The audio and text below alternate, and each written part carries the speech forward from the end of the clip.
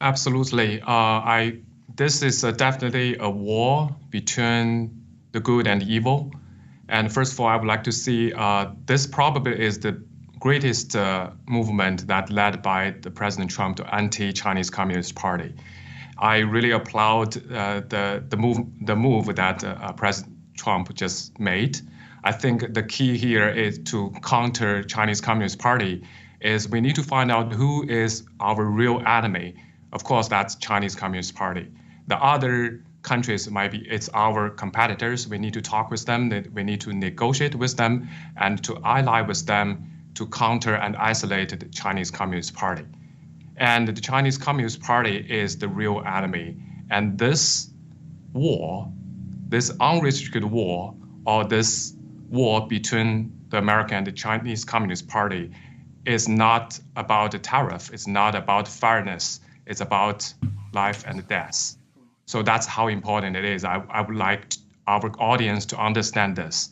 So I think what I just said, the President Trump tried to ally with European country and also probably market-driven countries in Asia, like Japan, like Taiwan, like Vietnam, to work with American to counter Chinese Communist Party.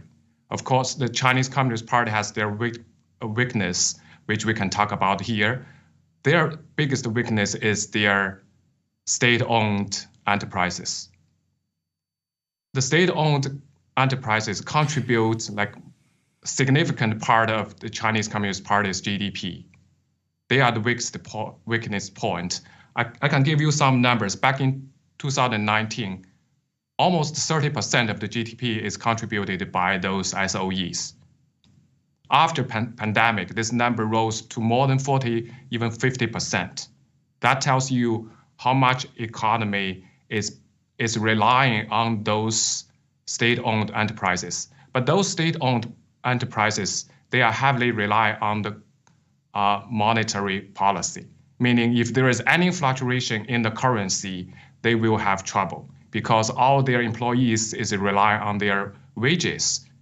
If there is any fluctuation in the currency or if the RMB devalues, then it will impact their purchasing power. It will impact their operation.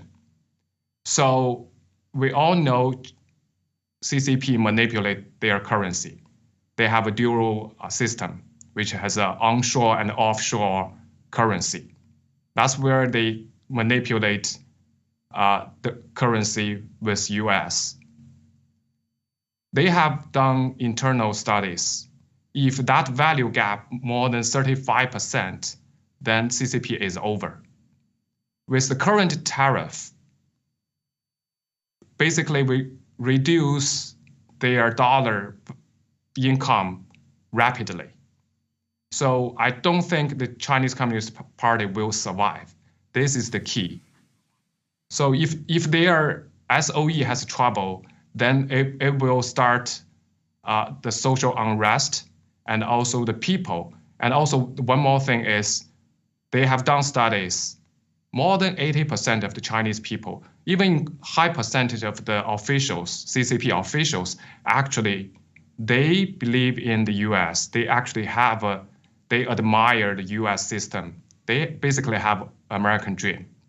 So if this decoupling happens, if there is devaluation of the Chinese yuan, then they will have internal change, which will undermine or dismantling the Chinese Communist Party.